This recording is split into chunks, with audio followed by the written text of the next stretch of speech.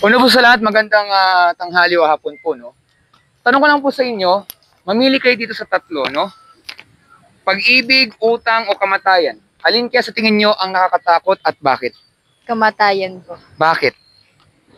Kasi po, pag po namatay ka, hindi mo na po magagawa yung mga gusto mo pa pong gawin sa buhay. Natatakot ba kayo sa kamatayan? Mhm. For me po. Mhm. Kung kayo mabibigyan ng pagkakataong mabuhay ng mahaba, ilan pa kaya ang years sa tingin nyo? Hanggang sa magawa ko na po yung mga gusto kong gawin sa buhay. Yun kapag tapos na po yung dito, mga pagsubok ko dito, nakaharapin. Yun po. Sa tingin nyo po ba, okay pa kunwari may mag-offer 100 years, okay sa inyo? Kung meron po, why not po? Para po mas marami ka pa pong experience dito sa mundo. Meron ba kayong trust issue sa mga tao sa panahon ngayon? Nahirapan ba kayong magtiwala sa isang tao? Hindi naman po. Ako po kasi, depende po yun sa'yo kung pagkakatiwalaan mo po ng sobra yung isang tao. Tapos ay mag-o-open up ka po ng hindi po dapat. Ganun po. So, isipin pala kaibigan po kayong tao? Hindi naman po masyado. Basta po yung ka-close ko lang po, edi yun po. I see. Sa tingin niyo po ba ang buhay ba ay unfair? Hindi ba patas ang buhay o patas? Minsan po hindi, minsan kagaya po ng marami pong mahihirap tapos maraming mayaman. Yun, ganun po. Ito, kunwari bigyan ko kayo ng mabilis na halimbawa. Kunwari meron tayong kukumparang dalawang tao. Yung isa mabuti, yung isa masama ang ugali. Yung mabuti, alam na natin pag mabuti, okay siya. Pero lagi siyang sinasaktan ng mga tao, lagi siyang iniiwan, lagi siyang inaapi. Madalas nga po siguro pagdating sa love life, lagi busted. Oo, kaya inaabuso. Mabuti yan ha. Pero yung masamang tao, abay talagang literal na masama ang ugali, pinapakita, dumadami ang kaibigan, at ang marami doon ay nagkakajowa pa kahit ang sama na nga ng ugali. Parang mas gusto nila ang red flag kaysa green flag. Simple naman tanong ko lang sa inyo, napapansin niyo ba yan sa totoong buhay? Oho. Pero hindi ko po pwede silang i-judge kasi po yung masasamang tao, baka po may reason sila kung bakit nagiging masama sila. Kasi nga po gaya po ng sabi ninyo, yung mababait po inaabuso, ganun po. So kaya po siguro sila nagiging masama para hindi sila abusuhin ng ibang tao. Pero do you think, naawa ba kayo doon sa mabubuting taong wala naman silang ginagawang masama, pero sila ang lagi na-absorb yung kanilang mga pang-aabuso sa kanila? Siyempre po, nakakaawa din po yun kasi nagiging mabuti ka na nga po sa ibang tao tapos ay gagawan ka pa po ng ganun. Siyempre po, nakakaawa. I see. Ito, may ibang mga kwento na tanong, mas madali po ito, pero sunod po ito, no? Tanong ko lamang, kayo ba isang mabuting tao po? Depende po sa nakakasalamuha ko po. Kasi po, siyempre po, alam nga naman pong pinagsasamaan ka na nung tao tapos ay magiging mabait ka pa din. Siyempre po, hindi.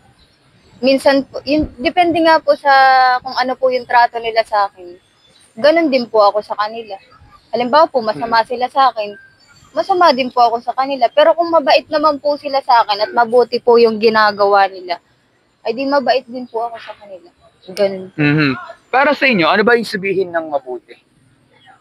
For me po yung mabuti yung kapag wala ka pong nasasaktang ibang tao. Nasasaktang ibang tao. Sige, ganito.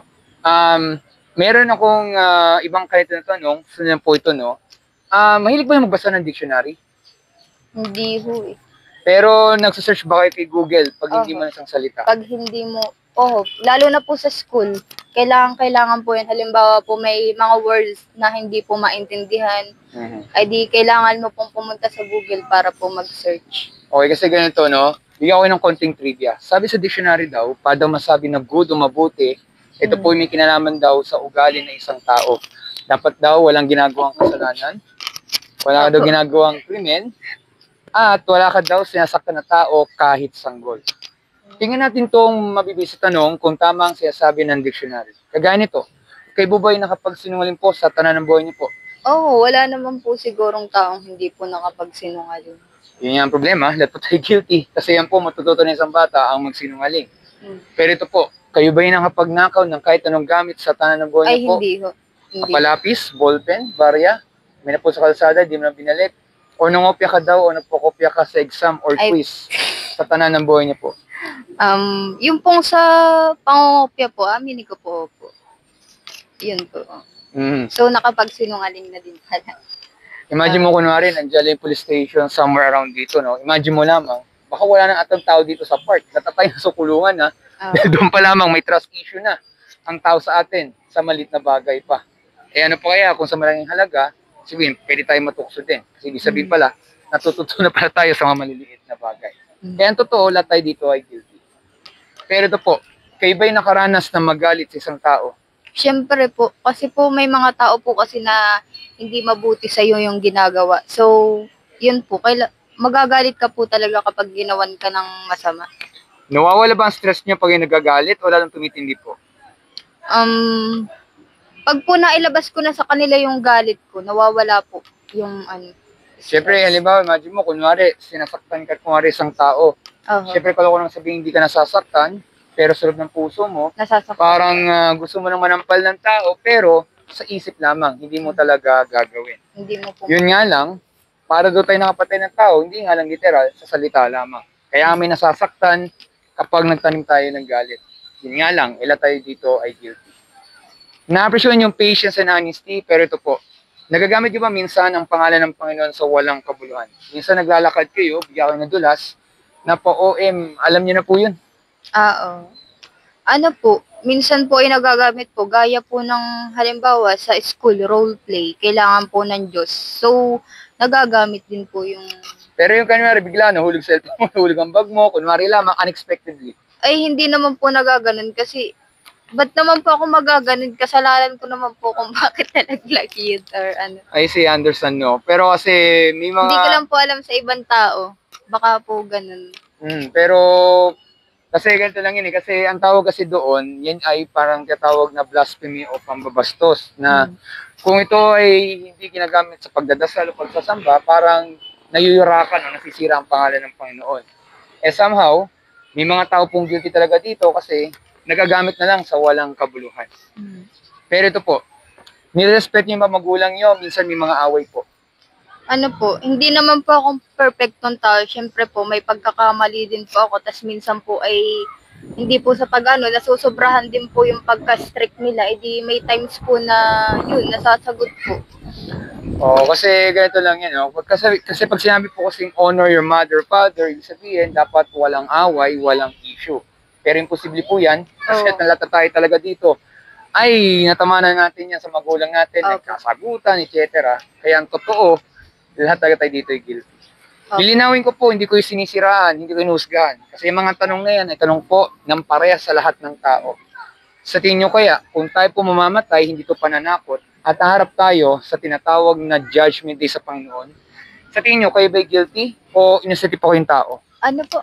Pakiulit nga po yung... Ulitin ko po, kung sakali po tayo mamamatay, hindi to pananakot, at harap tayo sa tinatawag na judgment day sa Panginoon, titingnan lahat yung mga ginagawa natin nung tayo nabubuhay. Sa tingin nyo kaya, base sa tanong kanina, kayo ba ay guilty o innocent po kayong tao? Guilty po. Kasi po, syempre po, marami nga din po ako nagawang hindi po mabuti dito. So, yun po, guilty po. Hindi naman po lahat ng tao, kagaya ko, perfecto. So, guilty po. Sa tingin nyo kaya, saan kaya kayo pupunta kung sakali? Sa langit ba kayo pupunta o sa impyerno? Tanong lamang Hindi po. ko lang po alam.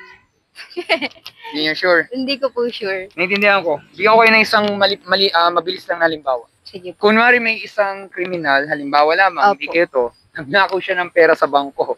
Dinala siya ng pulis, dinala sa korte, at ito ang sasabihin ng suspect sa judge.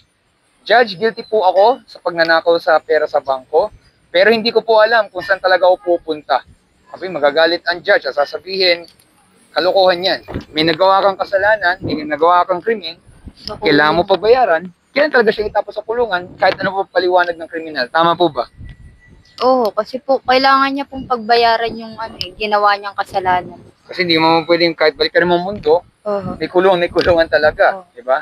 Ngayon, yung sinasabi ko po, ay ganyan din po ang sinasabi ng Bible. Sabi sa Biblia, ang mga taong nagsinungaling, nagnakaw, nagtanim ng galit, at iba pong mga nagawang kasalanan, magaan o mabigat, ay walang marating sa langit. Hindi makikita ang karya ng Diyos kung hindi itatapon po sa nagabagang apoy o impyerno. Okay. Simple naman tanong ko na po sa inyo. Sa tingin nyo, kayo ba'y nag-alala na maaaring kayo po ay sa hell mapupunta, pero hindi lang po kayo, lahat po tayo, kasi may nagawa tagatayong kasalanan sa harap ng Panginoon. Kayo ba'y nag-alala po ba dito? Opo. Kasi lahat naman po ng tao, syempre po kahit nagkasala ka, gusto pa din po mapunta sa langit. Kasi po sa impyerno daw po ay super init. Ay kapag sa langit, puro kasiyahan lang daw po, walang mararamdaman na pagod or anything po pag sa langit. Well, totoo naman po yun, kasi ganito lang po yun eh. Ano man po mangyari, dapat talaga tayo mag-alala, kasi po buhay ang pinag-uusapan natin. Oo, maaaring bigla lang itong interview na to, nananahimik lang po kayo, pero wala man sigurong masama kung magmamalasakit po, kasi buhay po talagang pinag-uusapan. At di ba nasabi nyo nga, makakatao talagang kamatayan, kahit talaga sino, ang kamatayan talaga ay nasa tabi-tabi. Hindi ibig sabihin po, pagkalabas mo dito, Patay na. hindi po ganun. Pero wag naman po sana. Hindi natin talaga alam. Yun nga na ang problema po kasi sa Bible, wala talagang mabuti sa atin kahit isa. Lahat po tayo may nagawang kasalanan at hindi po nalulugod ang Panginoon dahil hindi siya nagkulang magbigay ng babala sa atin. Yun nga lang ang problema po kasi para makamit ang hustisya, kailangan talagang mabayaran ito. Yun nga lang sa pamagitan po tuloy ng ating kamatayan. Kaya sa impyerno taga tayo pupunta. Bagamat nakapag-alala talaga, pwede po magbago kung narinig nating salita na to. Narinig yung salitang mercy, M-E-R-C-Y. Awa. Kayo binahingi ng awa sa araw-araw. Oo. Lalo na po pag nagdadasal, Tama lang yun. yun, Kasi, bago matulog. Or, Tama. Kasi when we say po mercy o awa, hindi po yan kahinaan. Ibig sabihin, humihingi tayo ng tulong lagi sa Panginoon, humihingi tayo ng gabay sa Kanya, nagpapakumbaba, at inamin natin ating kahinaan. Kasi po, sa Bible po, ang kanyang awa ay laging bago kada umaga. So, dapat tayo humingi taga ng mercy.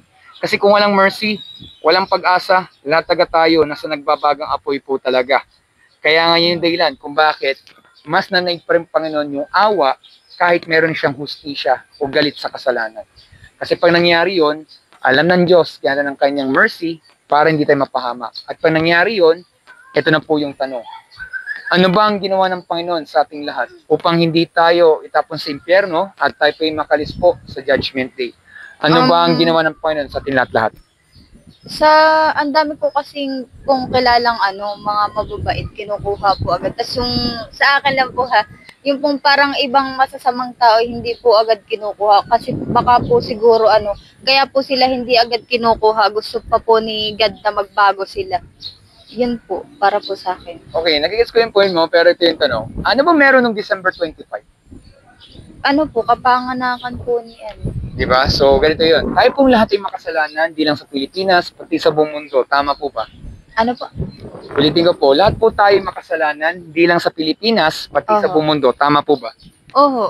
Kasi naman po, wala nga po perfecto na tao. So, kahit po sa ibang bansa, or kahit nga po mayayaman may kasalanan at kasalanan pa din po talaga. Yun nga. Kasi, kaya po ganun yun, kasi ganito po yun, na lahat po tayo makasalanan, pero, ang Panginoong Hesukristo, binuwis po yung kanyang buhay na nagmamalasakit, wala siyang ginagawang masama, gusto lang niyang tumulong. Siya kasi ay nagkatawang tao kung saan naranasan niya ang buhay ng isang tao. Nagbahagi lang siya ng katotohanan, pero nung ginawa ng mga tao, pinahirapan, tinorture, at pinatay. Pinakupa sa krus ng Kalbaryo. Kasi ang mga tao ayaw nila ng katotohanan. Pero si Jesus kasi hindi lang siya tao, siya rin na Diyos. Kasi alam niya, na pagbabahagi ng katotohanan, ikapalit ang kanyang buhay.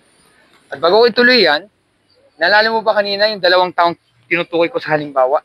Yung mabuti at yung masama? Yun yung napansin mabuti, laging sinasaktan, laging iniiwan sa ere, wala mang ginagawa masama ang mabuti. Ganun po nangyari kay Jesus. Dahil lang sa pagbabahagi at pagmamalasakit lamang, ang ginawa naman ng sukli ng tao, pinatay siya. Pero, alam ng Diyos yun, kasi kailangan niya ibuwis ang buhay, kaya siya nagpapako sa krus at namatay siya doon. Pero siya ay nabuhay sa pangatlong araw bilang hudyat na matagal na pong natalong kasamaan, matagal na pong natalong kasalanan at meron pong buhay na walang hanggan. Sa madaling salita po, para maligtas po isang tao, hindi yan sa mabuting gawa kasi may bahid po ng kasalanan. Kung hindi, nasa regalo o biyaya ng Diyos. At may dalawang bagay po para makamit siya. Una, narinig yung salitang repentance, Hindi pa po. first time. Oh. When you say repentance po, sa wikang Pilipino po ay pagsisisi sa kasalanan. Parang sa sakit. Di ba gusto niyo laging gumaling? Oo. Pero kung halimbawa po masama po ang ugali mo, puro po kasama ng ginawa mo. So kapag po nagkasakit ka, kailangan mo po humingi ng tawad sa Panginoon, tapos magdadasal ka ng magdadasal, hihingi ka ng tulong para mawala yung sakit mo. Well, true, no? Pero ang gusto ko lang punto lang dito, di ba? Pag tayo nagkasakit, gusto din laging gumaling para makabalik tayo sa normal, no? Halimbawa, pag kayo ba nagkasakit, makapunta kaya kayo dito sa part na to? Hindi ho. Di ba? Hindi nyo kasi magagawa yan. So, ganun din po, pag po tayo may nagawang kasalanan. Pagsisihan, talikuran ang managawang kasalanan at babaguhin ating kaisipan. Hindi lang yan basta sorry, ibig sabihin, hanggang hindi natin magagawa yung laging kasalanan. Para hindi natin nagagawa lagi. At ang pangalawa po ay ang pananampalataya or faith kay Jesus Christ as Lord and Savior. Pag nagawa ating dalawang bagay na yun, ay tsak, pwede tayo patawarin ng Panginoon. Bibigyan tayong bagong puso at isipan, at higit sa lahat po, anuman ang pagsubok na pinagdadaan natin, meron pong pag-asa. Hindi sa mundo na to, kundi sa Kanya lamang. At dahil doon, meron pong buhay na walang hanggan. So bago po umalis, meron na lang akong magbisa tanong lamang. Sa tingin nyo kaya, nagsasabi kaya ako ng totoo sa ating napag-usapan po? Sa akin naman po, feeling ko po nagsasabi kayo ng totoo kasi po sincere yung mga sinasabi niyo. Pag-iisipan nyo po ba ang ating napag-usapan po? Oo, gaya po nung yung about po sa kamatayan. Ganun. Meron ba kayong Bible sa inyong bahay? Meron po, may mga napunta po kasi dun sa amin na yung mga Amerikano na nagba-Bible study. Na So, naka-formal ba sila? Oo, naka-formal. Okay, familiar na ako doon sa mga ganun, no? Ang dami po nun eh. I see. Ngayon, Pero nagbabasa ba kayo araw-araw? hindi naman po lagi kasi po may baby na po kasi ako, edi marami ka pong ginagawa. Tapos nag-aaral ka pa po. So, doble-doble po yung yung ginagawa mo. So, pag free time na lang po, ganun. Okay, ganito lang yun, no? Naiintindihan ko naman po at I totally understand. Pero bigyan ko kayo ng mabilis lang na tanong. Pag kayo nagugutom, anong gagawin niyo? Pag nagugutom, syempre po kakain ka. Pero pag halimbawa, walang pagkain, so wala, tutulog. Naku, yari tayo. Pero yung sabihin, gagawa ka talaga ng paraan. Kasi Gagawa pag hindi, ng paraan. magkakasakit talaga tayo. Kahit So, ganun din napaka-busy po ng sa schedule, kakain pa rin tayo. Mm. Naintindihan ko naman po, hindi ko ipinepwersa, pero ang Bible po rin kasi, siya, parang pagkain po sa spiritual. Mm. Kaya nga po isang tao ay malusog, hindi lang yan sa physical, hindi lang yan sa mental, hindi lang yan sa social at emotional, pati po spiritual. Itinuturo rin sa atin yan sa school yan, yung 5 aspeto niyan. Pag kulang kasi ang isa, nagkakaproblema yan. Maaaring hindi nakikita sa loob, sa labas, baka sa loob meron. Sana mabasa natin ang kanyang salita kasi parang yan yung love letter ng Panginoon sa atin lahat-lahat. Kasi nga, kaya tayo dito sa mundo na to ay para makilala natin ang Panginoon at siyang malugod natin habang buhay. Ang bad news po, lahat po tayo guilty, lahat po tayo makasalanan, lahat po tayo ay sa impyerno pupunta. Mabigat po talaga ang hustisya ng Panginoon sa atin lahat-lahat. Pero syempre may good news. Ang good news, maraming maliligtas. Hindi nga lang po lahat. Maliligtas po ang tao kung talaga siya po ay nagsisi sa kasalanan at nanampalataya sa Panginoong Jesucristo lamang bilang Panginoong tagapagligtas. Kapag nangyari yun, walang imposible ang Panginoon na magliligtas pa rin siya ng tao mula sa kapahamakan, hindi dahil mabuti yung tao, kundi mabuti po ang Diyos. At nananaig pa rin ang kanyang awa kahit galit siya sa kasalanan. At dahil doon, meron pong buhay na walang hanggan. So maraming salamat po dito sa oras na to. Meron ba yung katanungan po? Wala. So wala nang katanungan po. Ako po yung nagpapasalamat dito sa oras na to. Ingat po kayo, stay safe po, and God bless po sa inyo. Thank you po.